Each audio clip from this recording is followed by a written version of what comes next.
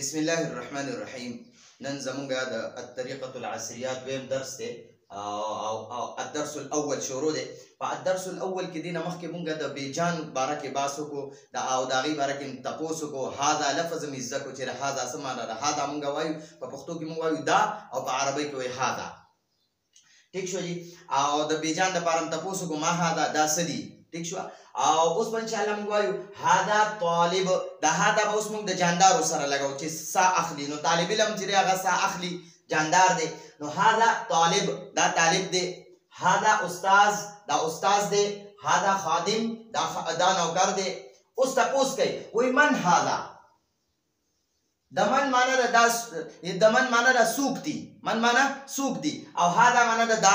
نو موږ وایو من هذا دا څوک دي. من هذا دا څوک دي. دا څوک دي.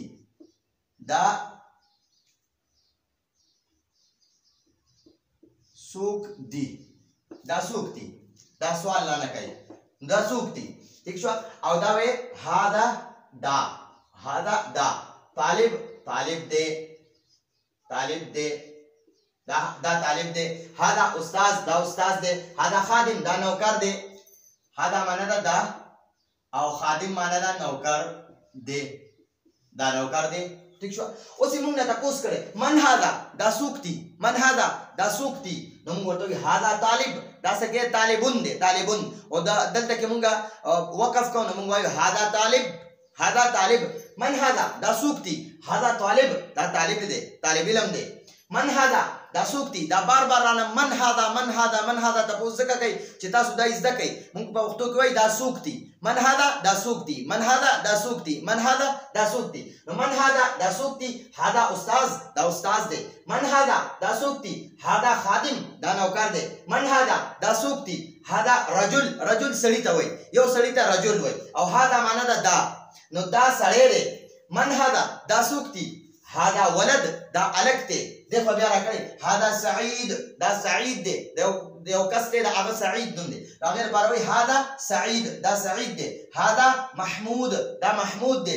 هذا حامد. دا حامد دی. نو دا من هذا دا د ذوي العقول. ذوي العقول دا الفاظ هم ورسره ډېر استعمالوي. دا زده کوي. دا علمي الفاظ لږ ډېر زده کوي. موږ ورته جاندار وایو او دوی ورته ذوي العقول وایي.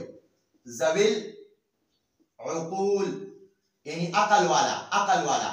نو ګورئ عقل والا درې قسمه مخلوقات دي. عقل والا درې قسمه مخلوقات دي. الله پاک ډېر زیات مخلوقات پیدا کړي دي. ډېر زیات مخلوقات پیدا کړي. په زرګاو بعض کتابونه لیکلي 18,000. بعضو کې لیکلي 2,00,000 مخلوقات الله پیدا کړي. نو دا مخلوقات دوه قسمه دي. یو ته وایي عقل والا. عقل والا مخلوقات. او یو ته وایي غیر عقل بغیر عقل والا. یو ته وایي عقل والا. یو ته وایي بے عقل یعنی بغیر عقل والا. بغیر عقل والا. نو په زرګاو مخلوقات الله پیدا کړي خو صرف عقل والا درې مخلوقات دي. یو نمبر پکې انسان دی. انسان عقل والا دی. دویم ورپسې فرشتي دي. دا فرشتي عقل والا مخلوق دی. د دې عقل دی. او دریم ورپسې جنات دي. پیریان میریان. جنات پیریان. نو د دې دریو مخلوقاتو عقل شته. نو د دې دریو واړو په باره کې چې موږ تپوس کوو نو موږ به وایو من هذا. هذا انسان. من هذا ملک. دا فرشته. من هذا جن. دا پیری دی. ٹھیک شو. نو د دې باره کې به موږ چې تپوس کوو کنه چې یاره دا څوک دي نو موږ به داسې نه وایو ما هذا دا څه دي. نه انسان باره کې خلک تپوس کوي من هذا دا څوک دي. ٹھیک شو. او د کتاب په باره کې د قلم په باره کې د بورډ په باره کې د دیوال په باره کې د پکې په باره کې د کمرې په باره کې د کپړو په باره کې د دې په باره کې ته تپوس کوه ما هذا. او د دې عقل والا چې دا کوم درې مخلوقات دي. انسان عقل والا مخلوق دی. فرشتي عقل والا مخلوق دی. او پیریان عقل والا مخلوق دی. د دې نه علاوه چې نور څومره مخلوقات دي کنه دا ټول بغیر عقل والا دي. نو چې دا کوم عقل والا دي دوی ته ذوي العقول وایي. څه ورته وایي؟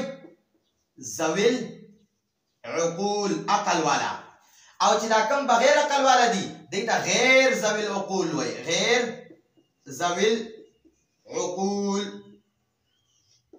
ٹھیک شو نو دا غیر ذوی العقول د پاره چې ته تاسو کې کنه سوال کې نو غیر پاره به ما هاذا دا سدي ما هاذا دا سدي او د ذوی العقول والا عقل والا مخلوقات مبارک چې ته سوال کې نو غیر پاره به ما من هاذا دا سوق دي نو دا دوه قسمه مخلوقات دي یو عقل والا یو بغیر عقل والا نو دا اوس دلته کې چې کوم مونږه درس ویلو پدې کې مونږه دا ذوی العقول مبارک تاسو نه کول چې من هاذا دا سوق دي من هاذا دا سوق دي هاذا استاد هاذا طالب دا طالب عقل والا دی ذوی العقول عقول کې دی ٹھیک شو من هذا دا سوق دي هذا استاذ من هذا خادم من هذا رجل من هذا ولد الکتا وای الکتا دا الکته هذا سعيد دا سعيد دی هذا محمود دا محمود دی هذا حامد دا حامد دی نو دا زمونږه د طریقه العصریه دویم درسو ان شاء الله دینه پس په بل درس کې موږ تمرین یعنی مشق حل کوو راتلونکي درس پر اجازه غواړو هذا هو المرام والله اعلم بحقيقه الكلام